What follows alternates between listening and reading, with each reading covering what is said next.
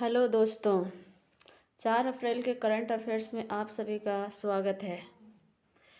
सबसे पहले हम लोग पिछले दिन का रिवीजन करेंगे। तो पहला पॉइंट है, पृथ्वी के पोल टू पोल कक्षा में पहला मानव अंतरिक्ष मिशन भेजने के लिए स्पेस एक्स ने फ्रेम 2 लॉन्च किया।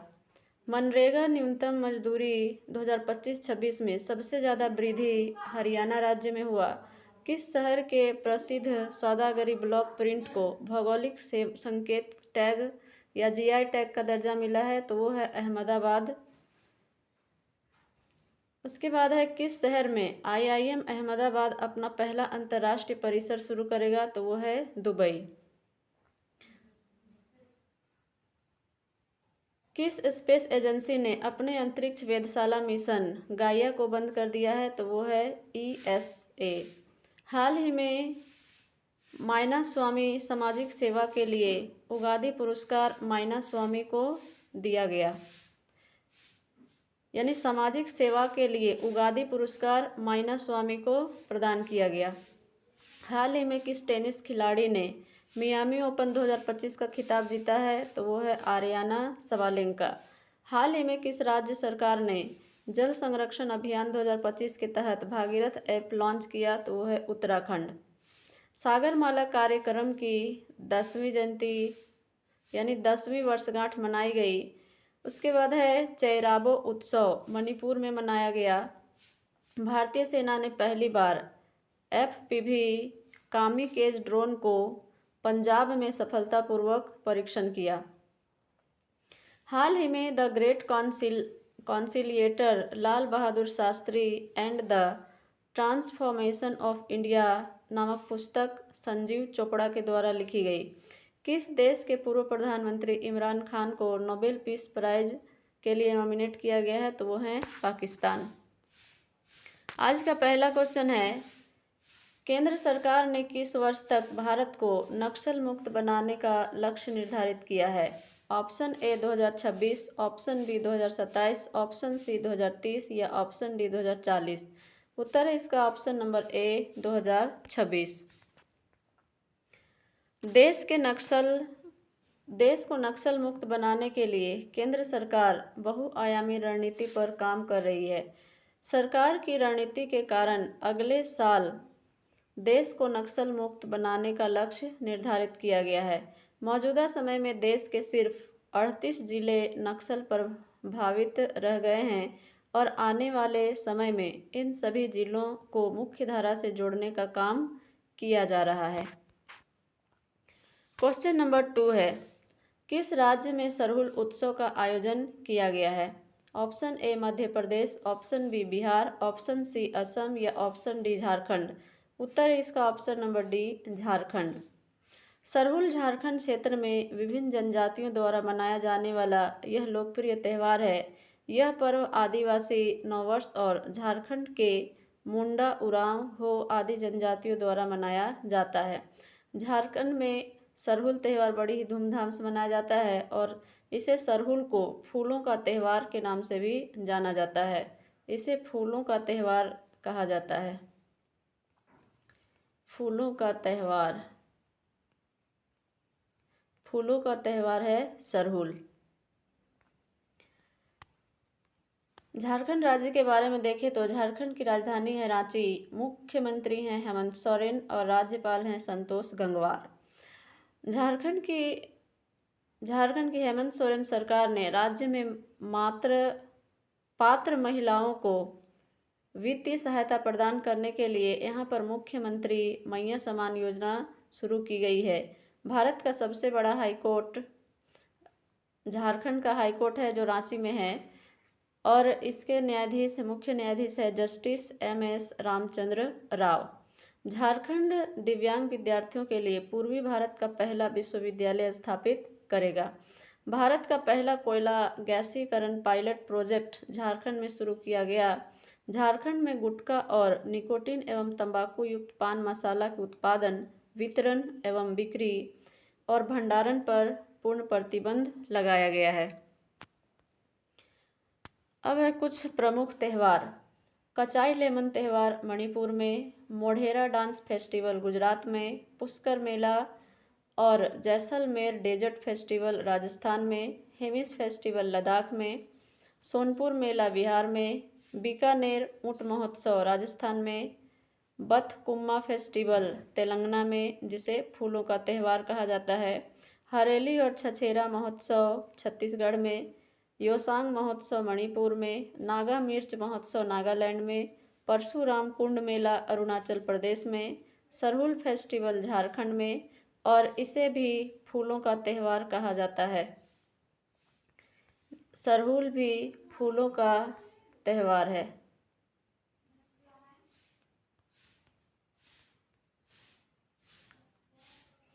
समक्का सरक्का फेस्टिवल तेलंगाना में, गीता महोत्सव हरियाणा में और चेराबो उत्सव मणिपुर में मनाया जाता है। क्वेश्चन नंबर 3, आरबीआई ने नया डिप्टी गवर्नर किसे नियुक्त किया है? Option A Rekha Gupta, option B Poonam Gupta, option C Vijaya Kishore या ऑप्शन डी अन्नपूर्णा देवी। इसका उत्तर है option number B Poonam Gupta. RBI Reserve Bank ने भारतीय रिजर्व बैंक या आरबीआई ने अपने नए डिप्टी गवर्नर का ऐलान कर दिया है। दरअसल पूनम गुप्ता को आरबीआई ने अपना नया डिप्टी गवर्नर नियुक्त किया है। माइकल पात्रा के स्थान पर पूनम गुप्ता को नियुक्त किया गया है। भारतीय रिजर्व बैंक यानी आरबीआई की जो स्थापना है, आरबीआई का स्थापना 1 अप्रैल 1935 को हुआ है। आरबीआई भारत का केंद्रीय बैंक और नियामक निकाय है जो भारतीय बैंकिंग प्रणाली के नियमन के लिए जिम्मेदार है। इसका मुख्यालय महाराष्ट्र मुंबई में है। गवर्नर हैं इसके संजय मल्होत्रा। प्रथम गवर्नर थे इनके सर ओसबोर्न स्मिथ। और प्रथम भारतीय गवर्नर की बात की जाए तो वह हैं चिंतामणि द्वारकानाथ देशमुख, यानी इनको शॉर्ट में सीडी देशमुख के नाम से भी जाना जाता है। उप गवर्नर इसके मतलब भारतीय रिजर्व बैंक का एक गवर्नर होता है और 4 उप गवर्नर होते हैं। तो वे 4 उप गवर्नर हैं एम राजेश्वर राव, स्वामीनाथन जे, टी रविशंकर और पूनम गुप्ता। क्वेश्चन नंबर 4, भारतीय सेना कमांडरों का सम्मेलन 2025 का आयोजन कहाँ हो रहा है? Option A Bhubaneswar Orissa, option B Bengaluru Karnataka, option C Delhi या ऑप्शन डी पुणे। इसका उत्तर है ऑप्शन नंबर सी दिल्ली में। भारतीय सेना कमांडरों का सम्मेलन 2025 का आयोजन देश की राजधानी दिल्ली में हो रहा है। यह आयोजन 1 अप्रैल से शुरू है और 4 अप्रैल 2025 को संपन्न होगा। यह द्विवार्षिक उच्च स्तरीय आयोजन है। इसमें सेना से जुड़े महत्वपूर्ण विषयों पर विचार विमर्श होगा। अब दिल्ली से जुड़े करंट अफेयर्स। अंतर्राष्ट्रीय सौर गठबंधन का 7वां सत्र दिल्ली में। 14वां एशियाई मत्स्य पालन और जलीय कृषि फोरम नई दिल्ली में आयोजित किया गया है। 2025 में पहली बार भारत में होने जा रहे खो खो वर्ल्ड कप की मेजबानी दिल्ली ने की। किस राज्य यूटी ने इलेक्ट्रिक वाहन नीति यानी दिल्ली ने इलेक्ट्रिक वाहन नीति 2024 को लागू किया है? जनवरी 2025 में दिल्ली सरकार ने पुजारी ग्रंथ सम्मान योजना की शुरुआत की है। नई दिल्ली ने दलित बच्चों की विदेश में पढ़ाई का खर्चा उठाने के लिए अंबेडकर स्कॉलरशिप योजना शुरू की है।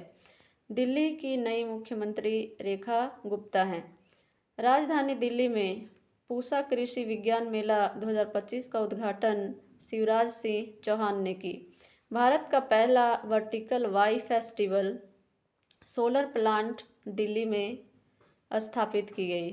फरवरी 2025 को कार्बन बाजार पर पहला अंतर्राष्ट्रीय सम्मेलन प्रकृति नई दिल्ली में आयोजित किया गया है। भारत की पहली स्वदेशी एमआरआई मशीन दिल्ली में लगाई जाएगी।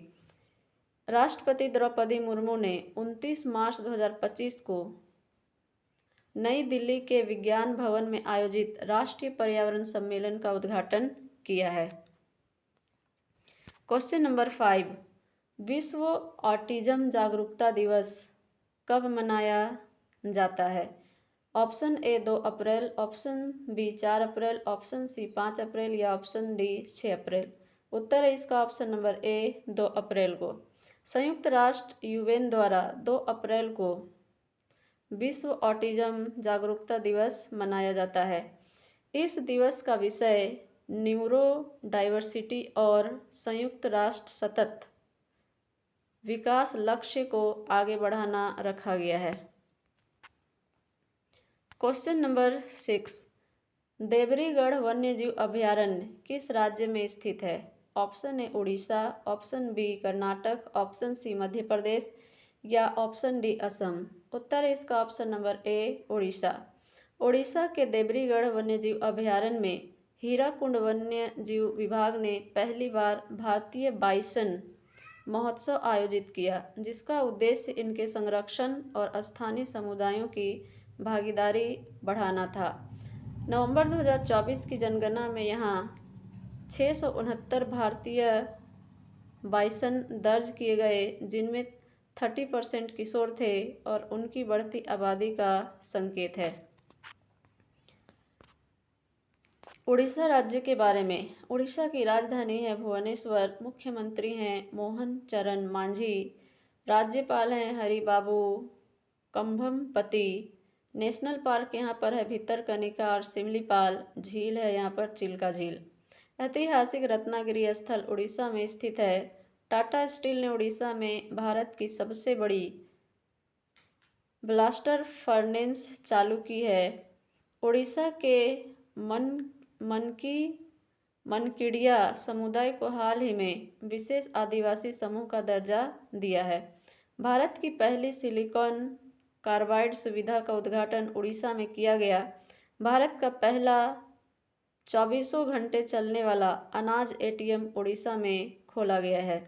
कामकाजी महिलाओं के लिए मासिक धर्म अवकाश घोषित करने वाला तीसरा राज्य बना है उड़ीसा। राज्य के तटीय गांवों को यूनेस्को द्वारा सुनामी रेडी के रूप में मान्यता दी गई है। भुवनेश्वर में 18वें प्रवासी भारतीय दिवस सम्मेलन का आयोजन किया गया है। प्रधानमंत्री मोदी ने उड़ीसा स्थित भुवनेश्वर के जनता मैदान में Utkarsh Orissa make in Orissa conclave का उद्घाटन किया।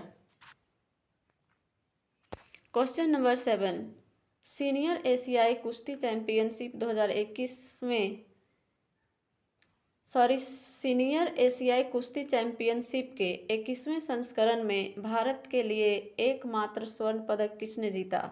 Option A PV Sindhu, option B Manisha Bhanwala, option C Savita Punia या ऑप्शन डी मनु भाकर। उत्तर है इसका option number B Manisha Bhanwala. Bharat ने 2025 सीनियर एशियाई कुश्ती चैंपियनशिप में 10 पदक जीते हैं, जिसमें 1 स्वर्ण पदक है, 3 रजत पदक और 6 कांस्य पदक।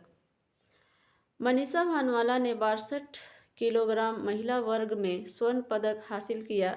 यह चैंपियनशिप 25 से 30 मार्च 2025 तक जॉर्डन की राजधानी अम्मान में यूनाइटेड वर्ल्ड रेसलिंग द्वारा आयोजित की गई थी।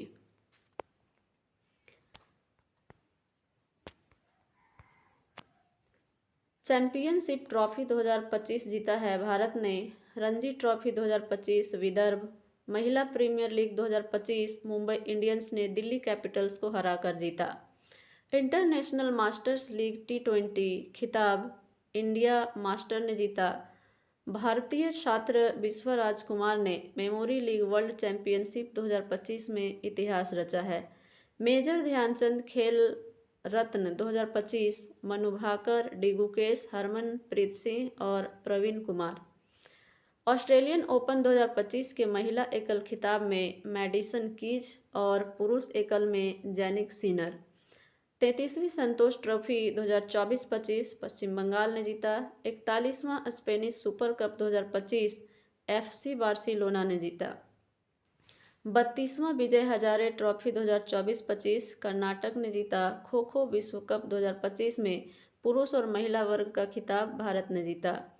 फीडे शतरंज विश्व कप 2025 की मेजबानी भारत के द्वारा अंतर्राष्ट्रीय ओलंपिक समिति ने 2028 लॉस एंजल्स ओलंपिक खेलों में मुक्केबाजी को फिर से शामिल करने की मंजूरी दे दी है।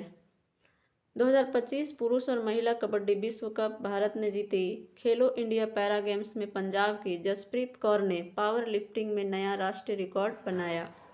एशियाई कुश्ती चैंपियनशिप 2025 में सुनील कुमार ने कांस्य पदक जीता है। खेलो इंडिया पैरा गेम्स 2025 में पदक तालिका में हरियाणा टॉप पर रहा है। क्वेश्चन नंबर 8, प्रधानमंत्री मोदी किस देश में आयोजित 6वें बिम्स्टेक शिखर सम्मेलन में शामिल हुए हैं? Option A Mauritius, option B Thailand, option C France या ऑप्शन डी अमेरिका। उत्तर है इसका ऑप्शन नंबर बी थाईलैंड। प्रधानमंत्री नरेंद्र मोदी थाईलैंड की 2 दिवसीय यात्रा पर हैं। 2016 और 2019 के बाद यह प्रधानमंत्री की थाईलैंड की तीसरी यात्रा है।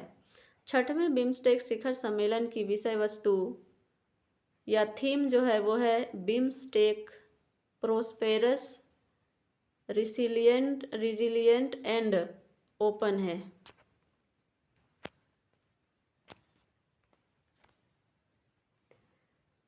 थाईलैंड की राजधानी है Bangkok.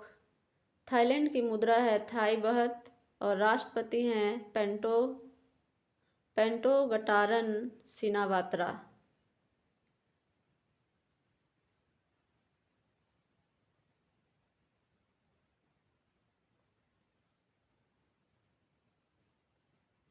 Thailand south east Asia का पहला देश बन गया है जिसने समान लिंग वालों को शादी करने के लिए मान्यता दी है।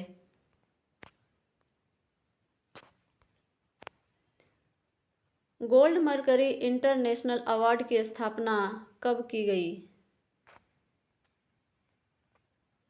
Option A 1961, option B 1962, option C 1963 या ऑप्शन डी 1964।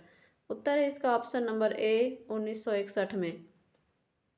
तेंजिंग ग्यात्सो जो 14वें दलाई लामा के रूप में प्रसिद्ध हैं को 31 मार्च 2025 को धर्मशाला स्थित उनके निवास पर गोल्ड मर्करी पुरस्कार प्रदान किया गया। यह सम्मान उन्हें शांति, अहिंसा, ज्ञान, संस्कृति और पर्यावरण संरक्षण को बढ़ावा देने में उनके योगदान के लिए दिया गया। क्वेश्चन नंबर 10, लोकसभा में वक्फ संशोधन विधेयक 2025 को किस तिथि को पारित किया गया? Option A 1 April 2025, option B 4 April 2025, option C 2 April 2025 या ऑप्शन डी 3 अप्रैल 2025। उत्तर है इसका ऑप्शन नंबर डी 3 अप्रैल 2025 को। लोकसभा ने विपक्ष के संशोधन को खारिज करते हुए वक्फ विधेयक 2025 पारित कर दिया है। लोकसभा में 288 सदस्यों ने विधेयक के पक्ष में जबकि 232 सदस्यों ने विरोध में मतदान किया। वक्फ क्या है? वक्फ अरबी भाषा का शब्द है। इसका अर्थ खुदा के नाम पर अर्पित वस्तु या परोपकार के लिए दिया गया धन होता है। इसमें चल और अचल संपत्ति को शामिल किया जाता है। कोई भी मुस्लिम अपनी संपत्ति वक्फ को दान कर सकता है। कोई भी संपत्ति वक्फ घोषित होने के बाद गैर हस्तांतरित हो जाता है, यानी वक्फ में एक बार दान दे देने के बाद वो और किसी को नहीं दिया जा सकता। आज के लिए इतना ही। हम मिलेंगे आपसे नेक्स्ट वीडियो में। Thank you.